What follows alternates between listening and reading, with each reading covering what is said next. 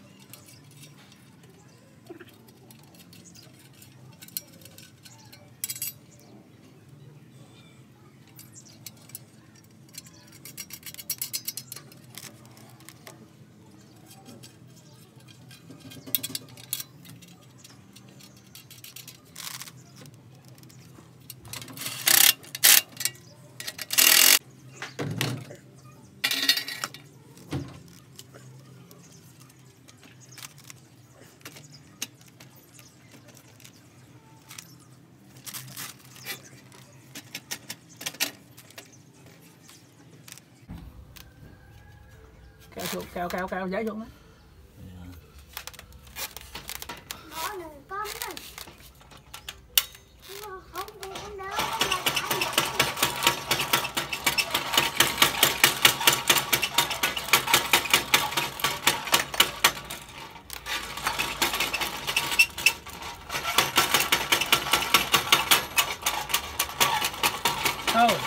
Thôi, qua lại đi. Cờ đi. Thôi thoải mái đó, cờ đi. Nó chạy mới động. Qua đó, mắc không? Có mắc không? Được.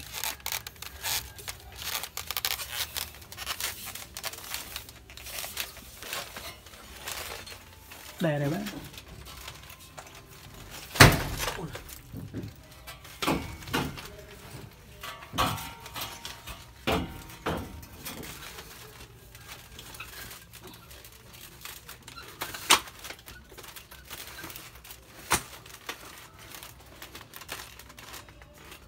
Để thang hành frame cao lên cao nóc đi.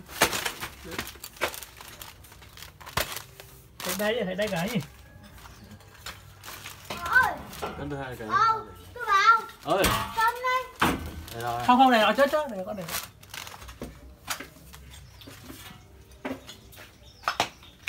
Lót rồi. Đẹp. Những việc đó.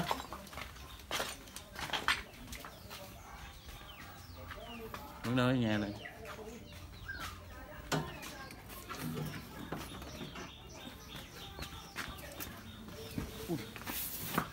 Bưng 5 chuỗi.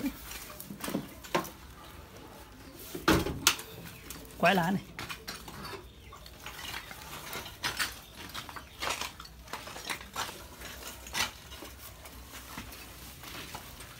Cục nó cũng nặng đấy.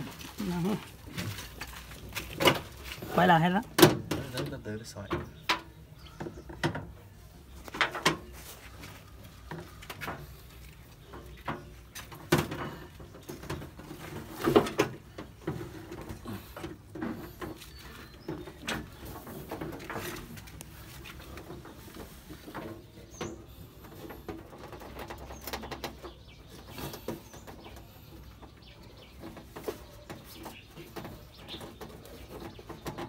Này to thế nhỉ?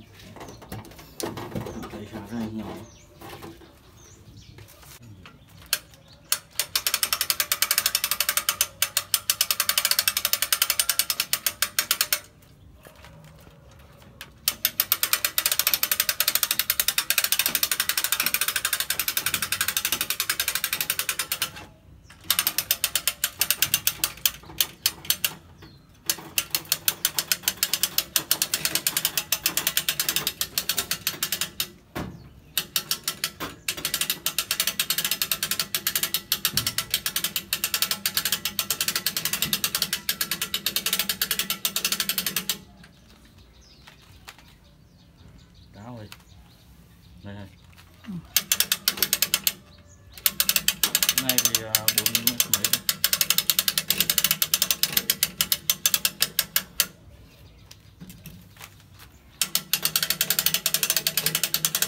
Cái này quá nhẹ nhá hai cậu. Có cái tơ lức. Cái tơi này là có tơ lức. Tơi lức nhẹ. Cái này nó nhà sản xuất thiết kế là 800 cân chứ không tới.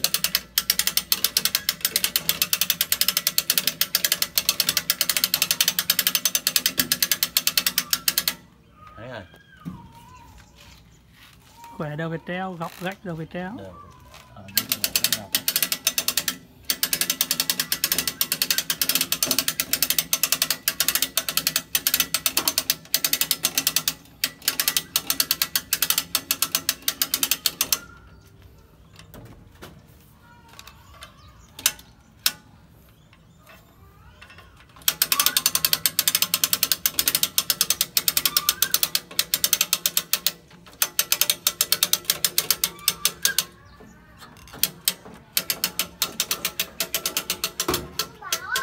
Ơi.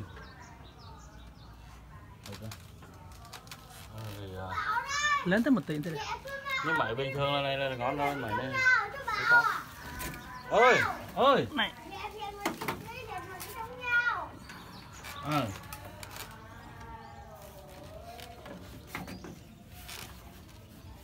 Mở khóa. Có đó không?